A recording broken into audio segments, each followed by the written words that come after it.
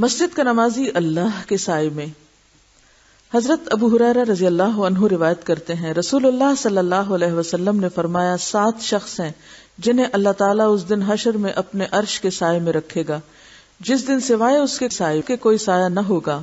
پہلا عادل حاکم، دوسرا وہ نوجوان جو اللہ کی عبادت میں جوانی گزارے یعنی جوانی کی عبادت کرنے والا، تیسرا وہ شخص کہ اس کا دل مسجد میں اٹکا ہوا ہو، جس وقت وہ نماز پڑھ کر نکلتا ہے تو اس کی طرف دوبارہ آنے کے لیے بےتاب رہتا ہے.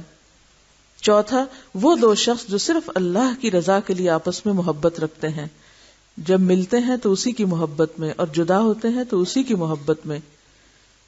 یہ بڑا اہم ہے. ہم عموماً صرف پہلا پارٹ لیتے ہیں. پہلا پارٹ کیا ہے؟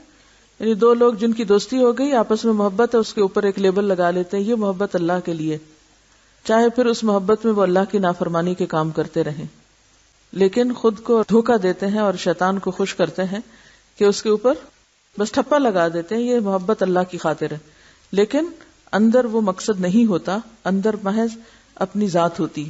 اب آپ دیکھیں کہ اللہ کی خاطر محبت کیسی ہوتی ہے؟ جب ملتے ہیں تو اسی کی محبت میں. کس کی؟ ذات کی نہیں، اللہ کی محبت میں، اللہ کی محبت میں اضافہ کرنے کے لیے. اور جدا ہوتے ہیں تو اسی کی محبت میں، یعنی اگر محبت میں پہلے کمی ہے تو جا کے ملے ہیں تو اللہ کی محبت میں اضافہ کر کے لوٹے ہیں. تو جس شخص کے ساتھ آپ کا ایسا تعلق ہو کہ اس سے ملاقات کے ذریعے آپ کے اللہ کی محبت میں اضافہ ہو، اسی کی محبت دراصل اللہ کی خاطر محبت ہے. اور جس انسان کی محبت سے اللہ کی محبت میں کمی آ جائے، گپ شپ ہی زیادہ ہو، ادھر ادھر کی باتیں ہی زیادہ ہوں، ایمان بڑھنے کی بجائے اور گھٹے، دل سخت ہو، غفلت اختیار کریں، تو خواہ آپ کتنا بھی بڑا لکھ کے لگا لیں کہ میں آپ سے اللہ کی خاطر محبت کرتی ہوں، تو یہ محض جھوٹ کے سوا کچھ نہیں.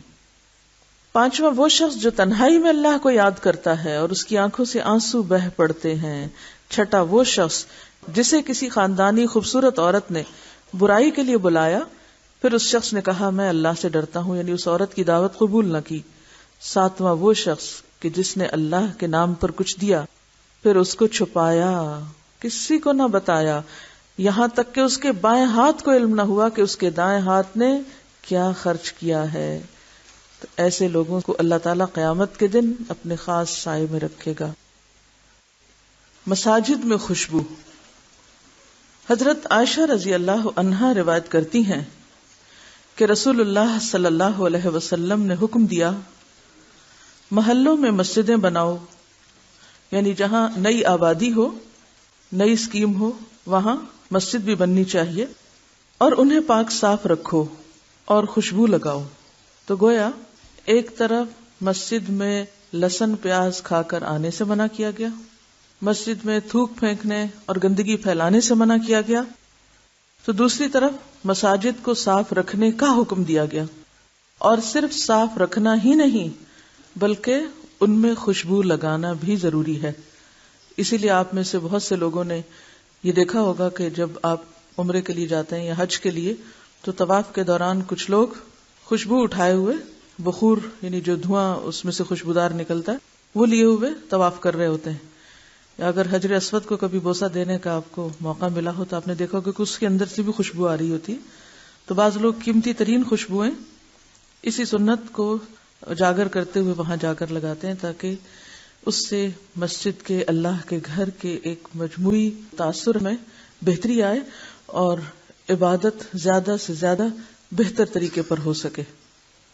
تو کوئی بھی ایسی جگہ جہاں پر اللہ کا ذکر ہو، اللہ کا نام لیا جائے، خواہ وہ آپ کے گھر کا مصلی ہو یا آپ کا اپنا لباس جس میں آپ نماز پڑھتے ہیں، خصوصی طور پر نماز کا لباس، اور وہ جگہیں جہاں پر قرآن پڑھایا جاتا ہو، ان تمام جگہوں کی صفائی اور نظافت اور خوبصورتی اس معنی میں کہ اس میں ایسا ماحول پیدا کرنا کہ جو عبادت میں یا تعلیم میں زیادہ مددگار ہو، یہ پسندیدہ ہے. لیکن اس کا یہ مطلب نہیں کہ ہم ایسے نقش و نگار لگانا شروع کر دیں، رنگ برنگی بتیاں لگائیں یا اگر بتیاں لگائیں یا ایسے پوسٹرز یا ایسی تصویریں کہ جس سے خوبصورتی میں اضافہ آپ کر رہے ہیں. نہیں، اس اعتبار سے مسجدوں میں سادگی ہی ہونی چاہیے.